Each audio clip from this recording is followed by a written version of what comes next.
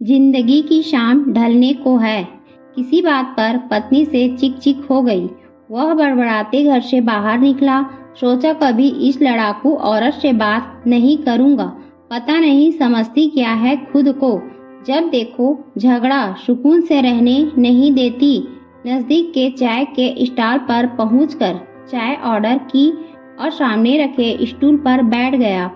आवाज सुनाई दी, इतनी सर्दी में बाहर चाय पी रहे हो?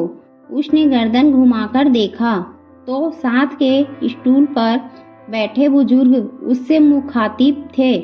आप भी तो इतनी सर्दी और इस उम्र में बाहर हैं।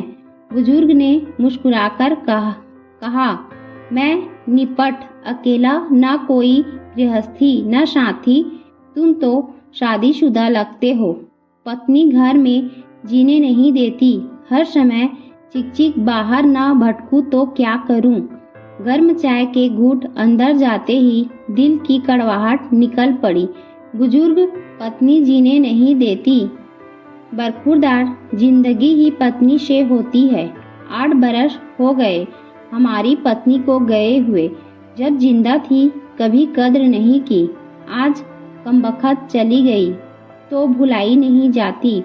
घर काटने को होता है। बच्चे अपने अपने काम में मस्त। आलीशान घर, धन दौलत सब है, पर उसके बिना कुछ मजा नहीं। यूं ही कभी कहीं भटकता रहता हूँ। कुछ अच्छा नहीं लगता। उसके जाने के बाद पता चला वो धड़कन थी मेरे जीवन की ही नहीं, मेरे घर की थी। सब बेजान हो गया है।